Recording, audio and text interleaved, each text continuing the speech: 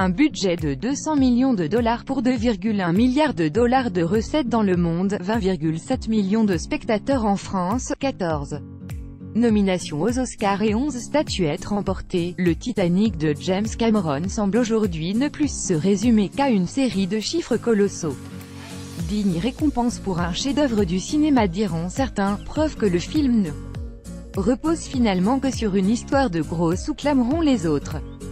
Car l'incroyable succès du film, au-delà d'un conte de résultats largement créditeur, a été en son temps à l'origine d'un véritable phénomène de société, que celui qui n'a jamais crié « I am the king of the world » en écartant les bras me jette la première pierre, objet de toutes les discussions et de tous les conflits.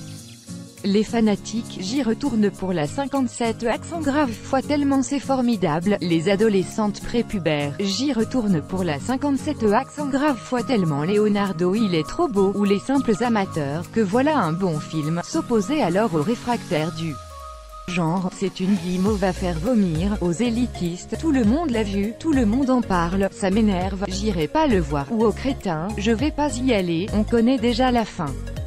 Gageons qu'avec le recul, les passions se sont assagies et que Titanic a pu redevenir ce qu'il est avant tout, un film. Et un très bon. En s'appropriant l'un des plus grands mythes contemporains, mais également les codes d'un certain classicisme cinématographique, James Cameron a composé une fresque épique aux dimensions elles-mêmes titanesques.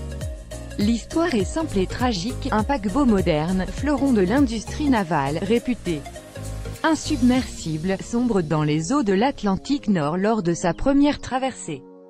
Loin d'être un simple fait divers, ce naufrage constitue un témoignage politique, technologique, social et sociétal du monde occidental du début du XX accent aigu siècle. De nombreux documentaires sont par ailleurs revenus sur cet événement et ses implications historiques. Cependant, Cameron ne signe pas ici un documentaire mais bien un film, destiné au grand public. Or, quoi de plus universel pour remporter l'adhésion qu'une belle histoire d'amour? Une solution d'autant plus efficace qu'elle permettra au réalisateur de cristalliser l'ensemble des thèmes abordés par son film. Jeune artiste sans le sou, libre et frondeur, Jack Dawson embarque in extremis sur le Titanic pour aller tenter sa chance dans le nouveau monde. Rose DeWitt Bucketer, jeune aristocrate engoncée dans son corset trop serré doit quant à elle épouser un homme qui représente tout ce à quoi elle rêve d'échapper. C'est un peu la princesse et le paysan, Roméo et Juliette, que l'on retrouve dans ce couple que la société empêche de s'aimer.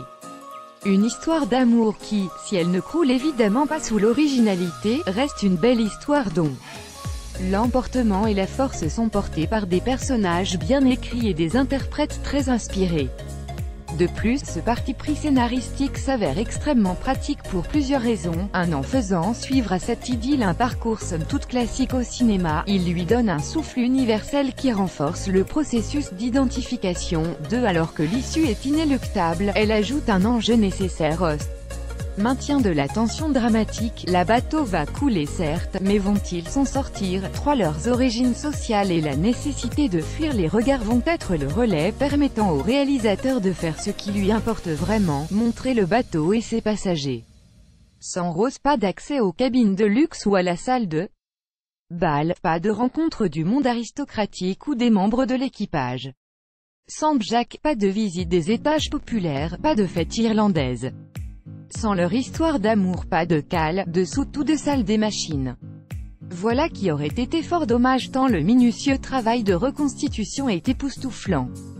Décors, costumes, machinerie, accessoires, c'est bien le Titanic qui refait surface sous nos yeux, magnifié par la photographie de Russell Carpenter. James Cameron a alors l'intelligence de ne pas trop en faire. Convaincu de la force réaliste de ce qu'il filme, il arbore, malgré quelques scènes où la caméra virevolte de manière grandiloquente, à une mise en scène qui ne fait pas dans l'esbrouf inutile, laissant parler l'image et les personnages. Bien entendu, Titanic ne serait pas Titanic sans son naufrage. Là aussi, Cameron nous en met plein la vue avec ce qui restera sans doute l'un des plus grands moments de l'histoire du cinéma. Malgré l'incroyable longueur de la catastrophe, 1h30 tout de même, il réussit l'exploit de nous tenir en haleine. Grâce à des images ébouriffantes de réalisme et un sens aigu du cadre et de la mise en scène. Du grand spectacle certes, mais qui n'est pas seulement gratuit. En effet, la partie du film consacrée au naufrage permet au réalisateur de revenir sur tous les jalons qu'il a posés depuis le début, le mépris pour les classes sociales populaires, l'hypocrisie des classes bourgeoises, et la confiance aveugle de l'homme envers sa création.